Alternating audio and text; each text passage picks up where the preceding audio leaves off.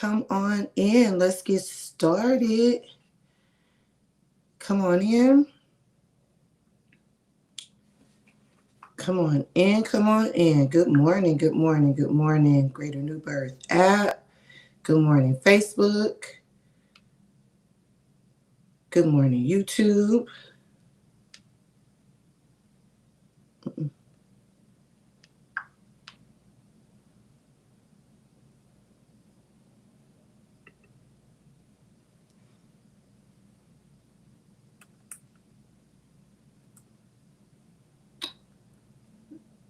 Come on in. Come on in.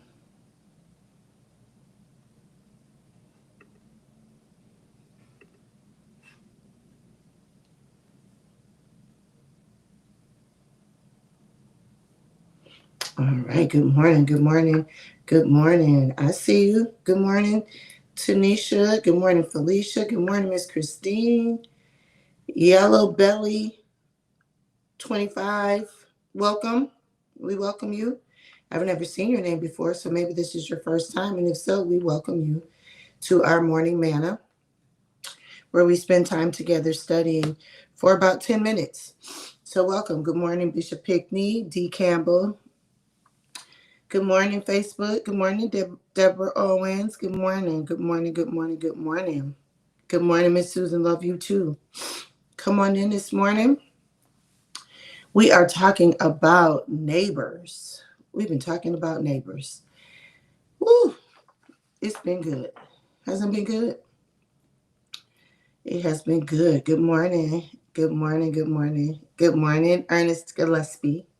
Good morning, Miss Renee George, Mr. Ernest Julian.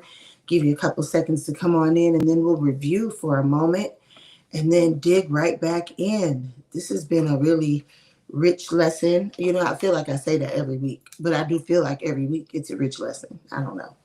If you don't have the book, again, you got to get the book, Wisdom 52. I'm getting closer to Dr. Moore, too, because I now know somebody who goes and visits the church where he teaches at. So I was like, hey, can you let Dr. Moore know that I'm somebody he needs to know? See, I did that. Not just he's somebody I need to know. I'm somebody he needs to know, too. My neighbor. We can be good neighbors. Good morning. Good morning. So yesterday, basically we know that this week is about neighbors, right? And so our key scripture, do not plan evil against your neighbor who dwells trustingly beside you. And so Dr. Moore actually kind of breaks it down into two areas that I want to say what he says. We will focus on the two prominent attributes of being a good neighbor. So he's really kind of broken it down to two key attributes. And so yesterday, just while we're waiting for people to come in, yesterday we talked about respecting your neighbor's property. And basically what he talked about was like, have you ever borrowed somebody's tool? Have you ever had something of theirs and it broke in your possession? Can you believe all of that is broken down in Proverbs?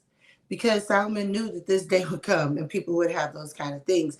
And so he talked about like when you break it and return it, you don't say anything. Like that's horrible. That's actually stealing is what he said in this section. And then it kind of breaks that down too, because we think about stealing as taking somebody's something, right? But he actually says that when we steal, it's not just stealing someone's property.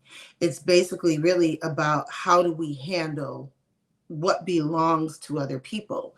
And what belongs to other people is not just their property, it's also their name, their trust, and even their vulnerability. So how do we handle it when people come to us? How do we handle them? That's all considered their property, right? And so in that section, he talks about respecting your neighbor's property. And then we want to go back and visit that a neighbor is not just someone who lives next to me or somebody who lives in my neighborhood or even somebody who is just right next to me. Your neighbor is anyone that you touch.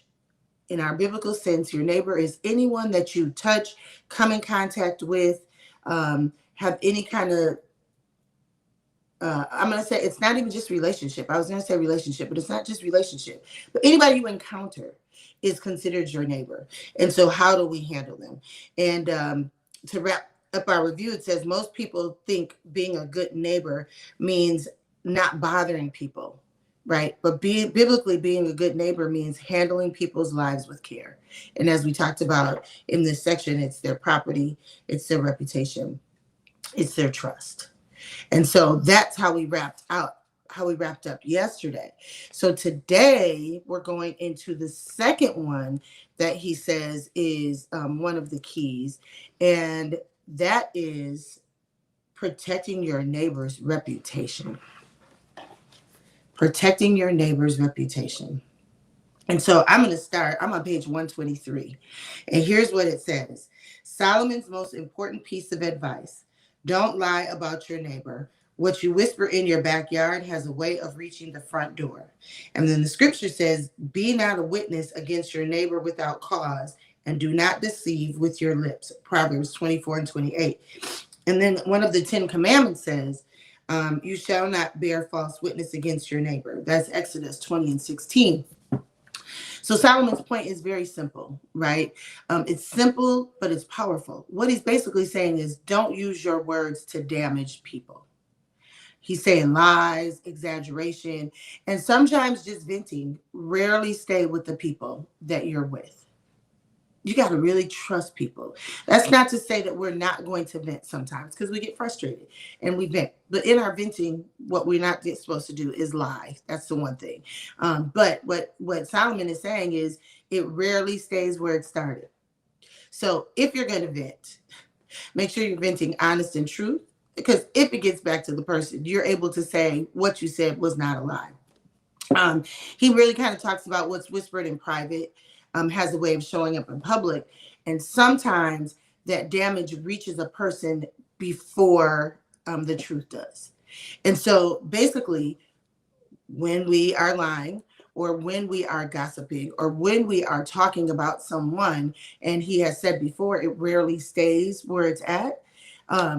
You may not even really say anything, but whoever carries that bone may add a little bit to the bone. And then you're wondering why somebody is upset with you.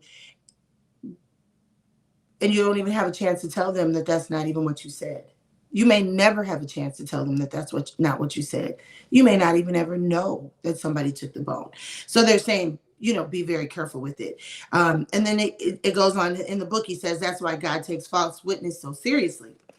Because what he says in here is God promised to punish those, I'm still on page 123, who violate this rule. And the scripture says, whoever slanders his neighbor secretly, I will destroy. Psalms 101:5. Why is this such a big deal? It's because communities are built on trust. When trust is broken, societies shatter. Where are communities? Communities are at your job.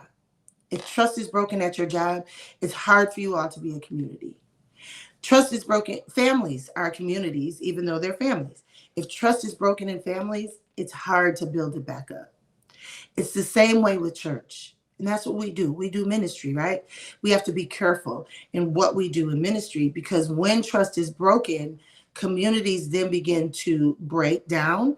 And societies, the society of the community, the society of the ministry, then begins to break down. How are we going to be building up for people to come in if we're breaking down from the inside, right? So that's why God takes false witness so important. He feels like it's so important and so seriously, because reputations are fragile. And so one of the things that I wrote down is one careless conversation, one half truth, one misleading post, one did you hear, can damage relationships, trust, opportunity, and somebody's peace. Not even just somebody's peace, the person who hears it, but also your peace sometimes, because you walk away. I have a friend that she may say something, and then she'll call me the next day and say, I shouldn't have said that. I didn't sleep well last night because I shouldn't have said that, right? It's not even just the other person's peace who can be damaged, but it's your own peace because you know better, right? And then the author talks about what you whisper in your backyard I want to make sure I say it the way he said it. He said, what you whisper in your backyard has a way of reaching their front door. And so it's funny because, right, we're not just talking, when we say backyard, we know we're not just talking about our backyard, right? Even though we have conversations in our backyard. What are we talking about? We're talking about a group chat. We're talking about an inbox. We're talking about those social media posts that you believe that people don't know what you're talking about, right? We've all been like reading social media posts and we're like, I wonder, are they talking about blah, blah, blah, blah, blah. You know that's intentional, right? I put the subliminal message out there so that you know that I'm talking about, I'm making up a name. You know I'm talking about Karen Bixby, but I don't say Karen Bixby's name. So now everybody is calling Karen Bixby to say that my post is talking about her. That's what we're talking about. Then I can go back and I go, I wasn't even talking about Karen. Now you know he was talking about Karen. That is another way of damaging somebody's reputation, right? Screenshots. And so just don't do it. That's just the bottom line. I was about to have a whole explanation about it, but just don't do it. Miss Joyce, you said, oh, wow. Oh, wow. That's right. Like, that is so true, right?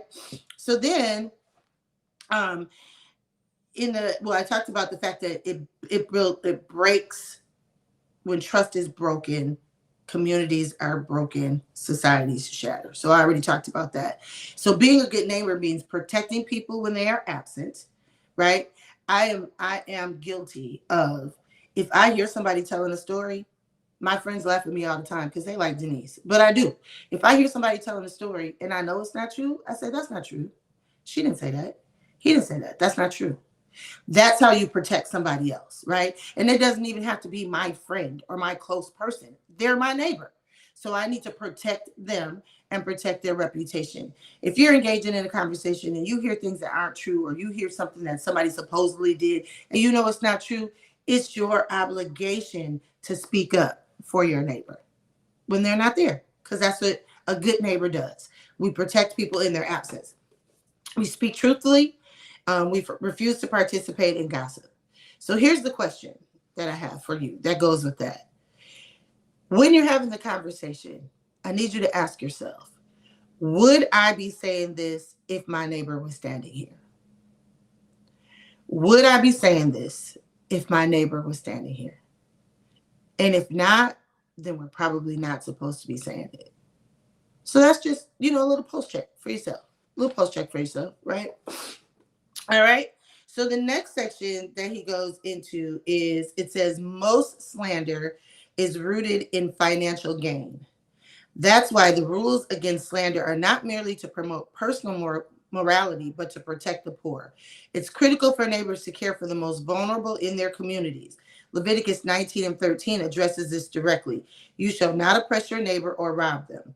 The wages of a hired worker will not remain with you all night until the morning. Solomon recognized the sad reality that the poor are easily to disregard.